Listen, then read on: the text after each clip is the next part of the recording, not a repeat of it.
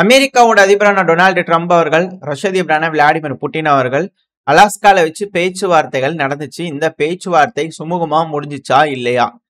இது மிக பெரும் அளவுல ஒரு சந்தேகத்தை தான் கிளப்பி விட்டுருக்கு. ஏன்னா லஞ்ச் சாப்பிட்டுருக்கணும், கேன்சல் பண்ணிட்டாங்க. அடுத்து வந்து பாத்தீங்கன்னா ஜாயின்ட் ஸ்டேட்மெண்ட் கொடுத்துருக்கணும், கொடுக்கல. ஆனா இரு தலைவர்கள் வந்து நின்றுக்கிறாங்க, பாத்துக்கிறாங்க, பேசிக்கிறாங்க. பத்திரிகையாளர் சந்திப்பப்போ பேசிட்டு எல்லாம் அப்படியே கலந்து போங்க போங்க அப்படிங்கள சொல்லிட்டு எல்லாம் கிளம்பி போயிட்டாங்க. அது காலில் சுடுதண்ணி ஊத்துன மாதிரி வந்தாரு, பார்த்தாரு, ஹாய் சொன்னாரு, பேசினாரு, கிளம்பிட்டார். அப்படிங்கிறது போல ரொம்ப ஷார்ட்டா வந்து பாத்தீங்கன்னா இந்த ட்ரிப் இருந்திருக்குது. அது ஸ்வீட்டா இல்ல சோரா அப்படிங்கிறது தான் இது இருக்கிறது மிக பெருமளவுல இருக்கக்கூடிய கேள்விகள். இது வரக்கூடிய நாட்கள்ல தெரிய வந்துடும். அது இந்த மீட்டிங்கை பத்தி நீங்க என்ன சொல்றீங்க டொனால்டு ட்ரம்ப் அவர்களே அப்படின்னா 10 out of 10 அப்படிங்கிற சொல்றாரு. இந்த மீட்டிங் ரொம்ப நல்லபடியா முடிஞ்சிருக்கு அப்படின்னு டொனால்டு ட்ரம்ப் அவர்கள் சொல்றாரு. மேபி அமெரிக்காவுக்கா இருக்கலாம். அமெரிக்காவுக்கும் ரஷ்யாவுக்கும் நடுவுல இருக்கக்கூடிய உறவுகளை வலுப்படுத்திக்கிறதுக்கும் வளப்படுத்திக்கிறதுக்கும் இரு நாடுகளும் வந்து பாத்தீங்கன்னா முயற்சிகள் எடுக்கலாம். அதுக்காக பேச்சுவார்த்தையில சக்சஸ் ஆயிருக்கு. அமெரிக்காவுக்கு நன்மைகள் வந்திருக்கே தவிர யூரோப்பியன் யூனியனுக்கும் ரஷ்யாவுக்கு நடுவில் இருக்கக்கூடிய பிரச்சனைகள், உக்ரைனுக்கும் ரஷ்யாவுக்கு நடுவில் இருக்கக்கூடிய பிரச்சனைகள் அப்படிங்கிறது வந்து பாத்தீங்கன்னா சிக்கல் தான். அதுல எந்த ஒரு மாற்றமும் இருக்கிற மாதிரி தெரியல. இருந்துச்சுன்னா லஞ்ச் சாப்பிட்டுருக்கணும், ஜாயின்ட் ஸ்டேட்மெண்ட் கொடுத்துருக்கணும். ஸோ அது சுமூகமா எட்டப்படலை. ரஷ்ய தரப்புல இருந்து ஒரு பெரிய புக்கே எடுத்துட்டு போயிருக்கிறாங்க அப்படிங்கும்போது தெரியுது. ஏன்னா பாயிண்ட் ஆஃப் நோ ரிட்டர்ன் அப்படிங்கிற ஒரு வார்த்தை வந்து பார்த்தீங்கன்னா பயன்படுத்தி இருந்தாங்க. புட்டின் அவர்கள் சொல்லியிருந்தார், நான் முன்னாடியே சொன்னேன், பாயிண்ட் ஆஃப் நோ ரிட்டர்னுக்கு போற அளவுக்கு போயிடக்கூடாது அப்படிங்கிறது போல முதல்லயே சொன்னேன். யாரும் கேட்கல அப்படிங்கிறது போல வந்து பாத்தீங்கன்னா அவர் தரப்பு வந்து சொல்றதை வச்சு பார்க்கும்போது அந்த பாயிண்ட் ஆஃப் நோ ரிட்டர்ன் அப்படிங்கலாம் கிராஸ் பண்ணிட்டாங்களா அப்படின்னு கேள்விகள் இருக்கு. அது மட்டும் கிடையாது, அடுத்த மீட்டிங் கூடிய சீக்கிரத்துல ஏற்பாடு பண்றேன் அப்படின்னு ட்ரம்ப் அவர்கள் சொல்லும் போது புட்டின் அவர்கள் அதுக்கு இங்கிலீஷ்லயே வந்து பாத்தீங்கன்னா அடுத்த தடவை மாஸ்கோல இருக்கணும் மீட்டிங் அப்படிங்கிற அவர் தரப்பு வந்து கேட்டுக்கிறாரு. இது கொஞ்சம் இதுதான், பட் இருந்தாலும் பரவாயில்ல. ஏன்னா அமெரிக்கால ஏகபோகமா பேசுவாங்க நார்மலாவே. இல்லை மாஸ்கோக்கு ட்ரம்ப் அவர்கள் போய் உட்காந்து பேச்சுவார்த்தை பேசுறாங்க அப்படின்னா எப்படி இருக்கும் அப்படிங்கிற கேள்விகள் வருது இல்லையா? அதெல்லாம் பார்க்கும்போது அமெரிக்காவுக்கும் ரஷ்யாவுக்கும் நடுவில் இருக்கக்கூடிய உறவுகள் பேசியிருக்கிறாங்கப்பா. மற்றபடி இந்த ரஷ்யா உக்ரைன் பிரச்சனை சுமூகமான முடிவுகள் எட்டப்படலை அப்படிங்கிறதா இருக்கு. ஏன்னா ட்ரம்ப் அவர்கள் கேட்ட மாதிரியே வந்து பாத்தீங்கன்னா புட்டின் அவர்கள் போயிருக்கிறாரு, பேச்சுவார்த்தைக்கு போயிருக்கிறாரு அப்படின்னா ரஷ்ய தரப்புல என்ன டிமாண்ட் இருக்கு, ஏன் இந்த சண்டையை பிடிக்கிறாங்க, அவங்களோட பொசிஷன் என்ன, எல்லாத்தையுமே அவரு தெளிவா வெட்ட வெளிச்சமா வந்து பாத்தீங்கன்னா டீட்டெயில்ஸ் புட்டின் ட்ரம்ப் அவர்கள்கிட்டயே இருக்கு. நீங்களே சொல்லுங்க, என்ன பண்ணலாம்னு சொல்லுங்க அப்படிங்கிற உட்காந்துட்டாங்க அப்படின்னா பேச வேண்டியது ட்ரம்ப் அவர்களா தான் இருக்கும். என்னன்னு பேசுவாரு அப்படிங்கிற கேள்விகள் இருக்கு இல்லையா? ஸோ அதுதான் இங்க இருக்கக்கூடிய விஷயம். ஸோ அதனால சட்டப்புட்டுன்னு பேசிக்கிறாங்க. அதுக்கப்புறம் ட்ரம்ப் அவர்கள் கிளம்பிட்டாரு, புட்டின் அவர்களும் கிளம்பிக்கிறார். அடுத்த ட்ரம்ப் அவர்களும் டப்புன்னு கிளம்பிட்டாரு. ஆனா மூஞ்சி சுருங்கி போச்சு. ட்ரம்ப் அவர்களுக்கு கொஞ்சம் ஆய் ஊயின்ட்டு இருந்தாரு. ஆனா வந்து பாத்தீங்கன்னா மூஞ்சி கொஞ்சம் சுருங்கி போயிடுச்சு. ஆனா அதுக்கப்புறமா பேட்டிகள் கொடுக்கும்போது பண்ணா ரஷ்யாவும் சைனாவும் பேசிக்கலாவே இயற்கையாவே எதிரிகள். ஸோ ரஷ்யாவுக்கு வந்து பாத்தீங்கன்னா மிக பெரும் அளவுல வந்து பண்ண லேண்ட் இருக்கு. இதுதான் ஹைலைட்டான ஒரு word. Tremendous amount of land Russia கிட்ட இருக்கு. இதே சீனா கிட்ட வந்து பண்ணா ட்ரெமாண்ட்ரஸ் அமௌண்ட் ஆஃப் பீப்புள் இருக்கிறாங்க. மக்கள் தொகை அதிகமாயிட்டே இருக்கு. ஸோ சைனாக்கு ரஷ்யாவோட நிலங்கள் தேவை. ஸோ இயற்கையாவே இவங்க 2 பேரும் எதிரிகள் அப்படிங்கிற வந்து பண்ணா ட்ரம்ப் அவர்கள் வந்து பண்ணா சொல்லிக்கிறாங்க. ஸோ நம்ம முன்னாடியே சொன்ன மாதிரி தான் இந்த பாகப்பிரிவினை, அதாவது நீ யூரோப்பியன் யூனியனை பார்த்துக்க, நான் எதுவும் செய்ய மாட்டேன், நீ என்ன செய்யணுமோ செஞ்சுக்கப்பா, உனக்கு வேணுங்கிறது பார்த்துக்க, நான் இங்க சைனா கூட பண்ணும்போது நீ சைனாக்கு உதவக்கூடாது, ஓகேவா அப்படிங்கிறது போல ஒரு டீல் மேபி பேசியிருக்கலாம். அதுல சுமூகமான முடிவுகள் எட்டப்பட்டிருக்கலாம், என்ன வேணா நடந்திருக்கலாம். ஏன்னா யூரோப்பியன் யூனியனுக்கு ஆயுதங்கள் அப்படிங்கிறது அமெரிக்கா கொடுத்தே ஆகணும், இல்லை அப்படின்னா சிக்கல் தான். அது மட்டும் இல்லாம எஸ்கலேஷன் அப்படிங்கிறது ரஷ்யாவை சுத்தி வர நெரிச்சுக்கிட்டு இருக்காங்க. இப்படி இருக்கும்போது ரஷ்யா எப்படி ஒத்துக்கிட்டு போவாங்க? ஸோ போர் தான் போட்டு பார்க்கலாம், நான் ரெடியா தான் இருக்கேன் அப்படிங்கிறது போல ஃபேஸ் டு ஃபேஸ் புட்டின் அவங்க சொல்லிட்டாரா அப்படிங்கிற கேள்விகள் இருக்கு. அதனாலதான் ட்ரம்ப் அவர்களோட மூஞ்சி சுருங்கி போச்சா அப்படிங்கிற போல எண்ணங்களும் வருது. ஸோ வெயிட் பண்ணி பார்ப்போம். அடுத்தது ட்ரம்ப் அவர்கள் இங்க புட்டின் அவர்களோட பேசினதுக்கு அப்புறமா உக்ரைனோட அதிபரான ஜெலன்ஸ்கி அவர்களுக்கு போன் பண்ணி பேசிக்கிறார். மொதல் 60 நிமிஷம் மீட்டிங் 3 மணி நேரம் புட்டின் அவர்களோட நடந்துச்சு. அதை பத்தின சில விஷயங்கள் விட்டாஃப் அவர்களும் இருக்கும்போது ஜெலன்ஸ்கி அவர்கள் கூட ட்ரம்ப் அவர்கள் பேசிக்கிறார். மொத்தம் 60 நிமிஷத்துக்கிட்ட பேசிக்கிறாங்க. ஸோ அதுக்கப்புறமா வந்து பாத்தீங்கன்னா யூரோப்பியன் யூனியன்ல இருக்கக்கூடிய தலைவர்கள்லாம் ஒருத்தங்களாம் ஜாயின் பண்ணிக்கிறாங்க. பிரைவேட்டா பேசிக்கிறாங்க.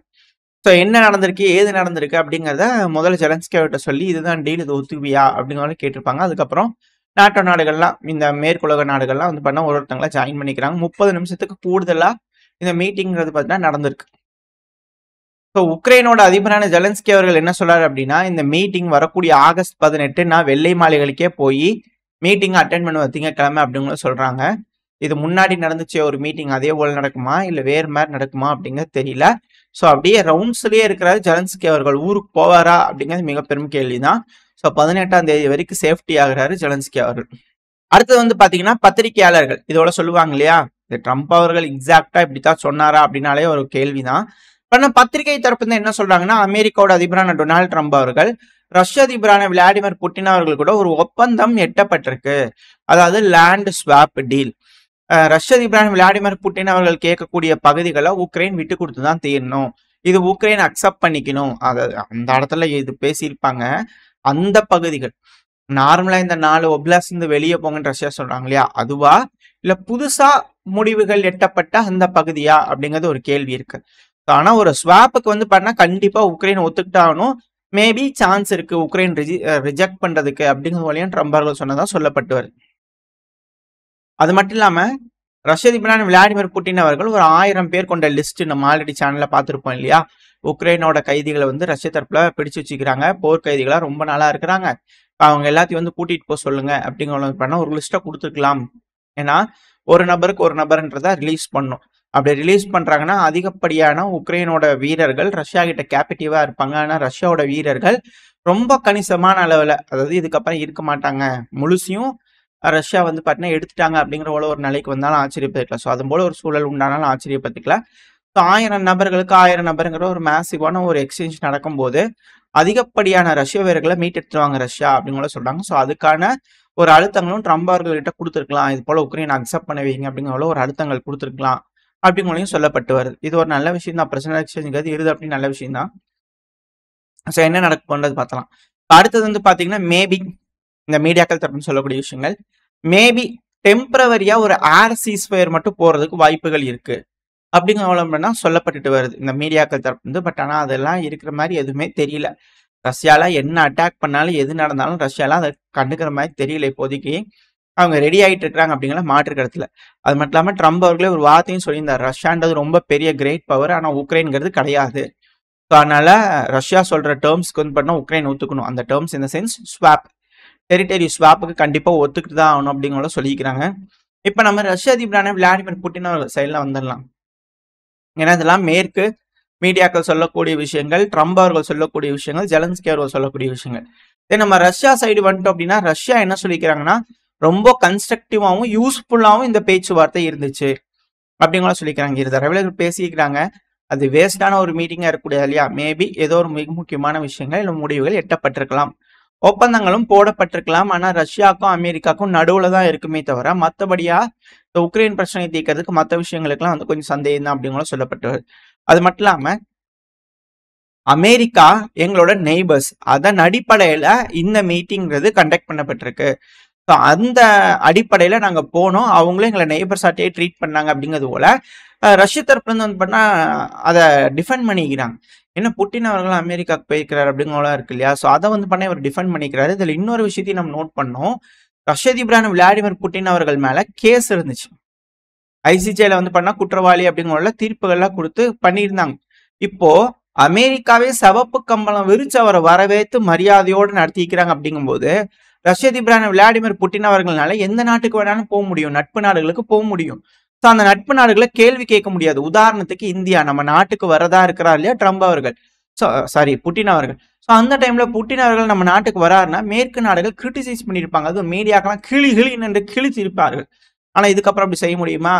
உங்களோட அண்ணா இருக்கிறாருல, சிவப்பு கம்பளம் போட்டு வரவே தான் தெரியுமா, அவரை போய் கேளுங்க முதல்ல அப்படிங்கிற திருப்பி நம்ம கேட்டு விட்டுருவோம் இல்லையா. ஸோ இது போல விஷயங்கள் அந்த இடத்துல உடைக்கப்பட்டிருக்கு. ஸோ ரஷ்ய அதிபர் இதுக்கு மேல தேவைப்பட்டா நட்பு நாடுகளுக்கு அவர்னால எந்த ஒரு தங்கு தடை இல்லாம போகலாம். அது மட்டும் இல்லாம ரஷ்யாவோட நட்பு நாடுகள் மேல போடக்கூடிய அந்த அழுத்தம் அப்படிங்கிறது இந்த பேச்சுவார்த்தையினால தள்ளி வைக்கப்பட்டிருக்கு அப்படிங்கிறது மட்டும் தெரிஞ்சுக்கலாம். ஏன்னா ட்ரம்ப் அவர்கள் அதான் சொல்றாரு, ரஷ்யா மேல புதுசா எந்த ஒரு சாங்ஷனும் போடல, அதுவுமே இன்னும் தள்ளி போயிருக்கு. ஸோ இது போல பல விஷயங்கள் இருக்கனால ரஷ்யாவுக்கு இந்த பேச்சுவார்த்தைகளை ஃபேவர் நடந்திருக்கலாம். மேபி மேற்கு இந்த சென்ஸ் யூரோப்பியன் யூனியன் உக்ரைனுக்கு வந்து ஃபேவரா நடக்கிறதுக்கு இல்லை அப்படிங்கிறது மட்டும் புரிஞ்சுக்க முடியுது. அடுத்தது ரஷ்ய அதிபர் விளாடிமிர் புட்டின் அவர்கள் வந்து பார்த்தீங்கன்னா இந்த சோவியத் யூனியன் காலகட்டத்தில் அமெரிக்கா விமானங்கள்லாம் வந்து பார்த்தீங்கன்னா லண்டன் லீஸ் வகையில் சோவியத் யூனியன் ராணுவத்துக்கு கொடுத்துருந்தாங்க.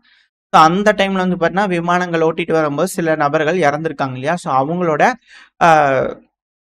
உடல்களை வந்து பார்த்தீங்கன்னா புதைக்கப்பட்டிருக்கு இந்த அலாஸ்கால. ஸோ அந்த மெமோரியலில் போயிட்டு அங்கே இருக்கக்கூடிய வீரர்கள் அந்த புதைக்கப்பட்ட இடத்துல வந்து பார்த்தீங்கன்னா மலர்களை வச்சு அஞ்சலி செலுத்தியிருக்கிறார்.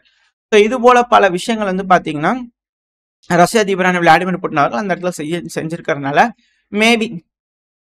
மேபி இந்த கோல்டு வார் டைம்ல இருந்த டிப்ளமேட்டிக் டைஸ் ரஷ்யாவுக்கும் அமெரிக்காவுக்கும் இருந்த டைஸ் எந்த அளவுக்கு லோயஸ்டா இருக்கோ அதை விட லோயா இருந்துச்சு. ஸோ இப்போ இந்த மீட்டிங்னால அதை கொஞ்சம் மீட் எடுத்து இரு நாடுகளோட உறவையும் கொஞ்சம் சிமெண்ட் போட்டு வந்து பண்ணா பூச ஆரம்பிச்சிருக்கிறாங்களே தவிர மற்றபடி இந்த பிரச்சனை முடிக்கிறதுக்கான எந்த ஒரு சமிகையும் தெரியல. அதாவது சீஸ் ஃபயரு அது இதுன்னு எதுவுமே வந்து பார்த்தா பேசப்படலை, எதுவும் சொல்லலை, ஜாயின்ட் ஸ்டேட்மெண்ட் வந்து எதுவுமே பேசலை. அதெல்லாம் வச்சு பார்க்கும்போது ரஷ்யா அமெரிக்கா இந்த இரு நாடுகளோட உறவுகளை மட்டும்தான் வந்து பார்த்தீங்கன்னா பேசியிருக்கிறாங்க. அதுக்கு தான் முடிவுகள் எட்டப்பட்டிருக்கு. அதுவும் ரகசியமான விஷயங்கள் அப்படிங்கிறது மட்டும்தான் இதில் இருக்கக்கூடிய விஷயமா இருக்கு. மற்றபடி பெருசாக எந்த ஒரு இதுவும் இருக்கிற மாதிரி தெரியல. அட் த சேம் டைம் யூஎஸோட செனட்டரான லிண்ட்சே கிரஹாம் அவர்கள் ரிப்பப்ளிகன் தான். இது வந்து பார்த்தீங்கன்னா போன அரசாங்கத்து காலகட்டத்தில் பைடன் அவர்களோட அரசாங்கத்து காலகட்டத்திலேருந்தே ரஷ்யாவுக்கு எதிராக இருக்கக்கூடிய மனப்பான்மை இருக்கக்கூடிய ஒரு நபர் தான். நம்ம சேனலை தொடர்ந்து பார்த்துக்கிட்டு இருக்கோம் இவரோட செய்திகளை. இவர் வந்து பாத்தீங்கன்னா முதல்ல பொலிவோட இருக்கும், ரஷ்யா அழிப்போம், போர் தொடுப்போம், அது பண்ணும் அப்படிங்கிற கொஞ்சம் ஆவேசமா பேசுவாரு. இப்ப பொலிவிழந்து வலுவிழந்து பீஸ் கட்டை பிடிங்கிட்டு போயிட்டான்னு நினைக்கிறேன். இவரோட பீஸ் கட்டை புட்டின வலுவிழந்து பேச்சே வந்து பண்ண தடுமாறி வர மாதிரி தெரியுது. ஏன்னா இப்ப இவர் தரப்பு இருந்ததுன்னா இந்த ட்ரைலேட்டரல் மீட்டிங் நடக்கலாமுங்க, அது நான் ஒரு நம்பிக்கையில் இருக்கிறேங்க. அமெரிக்கா உக்ரைன் ரஷ்யாவுக்கு நடுவில் வந்து ஒரு ட்ரைலேட்டிங் நடந்தாலும் ஆச்சரியப்படுறதுக்கலாம். ஆனால் இந்த போருங்கிறது 2025 முடிவு, கிறிஸ்மஸ் டைம் வரும் இல்லையா. ஸோ அந்த டைம்ல முடிக்கலாம் அப்படிங்கள எதிர்பார்க்கப்படுறதா சொல்றாரு. ஆனால் இந்த பேச்சுவார்த்தை நடந்திருக்கு, சுமூகமாக இது நடந்திருக்கு, கன்ஸ்ட்ரக்ட் ஆயிருக்கு, இது போல பல விஷயங்கள் இருந்தாலும் தலைவர்கள் சொல்லிக்கிட்டாலுமே தாக்குதல் அப்படிங்கிறது 16 ஆகஸ்டும் தொடர்ந்து நடந்திருக்கு. மொத்தம் 85 ட்ரோன்கள் ரஷ்ய தரப்பு ஏவி விட்டுருக்காங்க. 61 ட்ரோன்களை டவுன் பண்ணிக்கிறதா சொல்லிக்கிறாங்க. 12 இடங்கள்ல ட்ரோன்கள் ஹிட் ஆயிருக்கு. பல பகுதிகளிலும் வெடி விபத்துகள் நடந்திருக்கு. மிக மோசமான சேதங்கள் ஏற்பட்டிருக்கு. உக்ரைனுக்குள்ள தொடர்ந்து தாக்குதல்கள் நடந்துகிட்டு இருக்கு. காலத்திலேயே ரஷ்ய வீரர்கள் எந்த ஒரு தயக்கமும் இல்லாம ஃப்ரண்ட் லைன்ல முன்னேறிக்கிட்டு தான் இருக்கிறாங்க. ஸோ ஆர்டர்ஸ் எதுவும் கிடைக்கல. இப்போதைக்கு போர் நிக்கிற மாதிரி இல்லை. ஸோ பேச்சுவார்த்தை ஃபெயிலியர் ஆயிடுச்சா சக்சஸ் ஆயிடுச்சா அப்படிங்கிறது மிகப்பெரும் அளவில் கேள்விகளா இருக்கு. ஆனா ஒரு விஷயம் மட்டும் கேரண்டீடா சொல்ல முடியும், ரஷ்யாவுக்கு சில ஃபேவர் நடந்திருக்கு அப்படிங்கிறது மட்டும் தெரிஞ்சுக்க முடியுது. ஓரளவுக்கான தகவல்கள் இந்த பையில பார்த்துருப்போம் இந்த பேச்சுவார்த்தை சம்பந்தமா. நீங்க என்ன நினைக்கிறீங்க? இந்த பேச்சுவார்த்தை சுமூகமா முடிஞ்சிருக்கா இல்ல ஏதோ ஒரு சிக்கல் ஆயிருக்குமா? என்ன நடக்குது, என்ன நடந்திருக்கலாம் அப்படிங்கிறத நீங்க நினைக்கிறீங்கன்றத கமெண்ட் செக்ஷன்ல சொல்லுங்க. இந்த பதிவு நல்லா இருக்குன்ற நம்பிக்கையில் அடுத்த பேர் உங்க சந்திக்கிற வரைக்கும் ஸ்டே சேஃப். பை.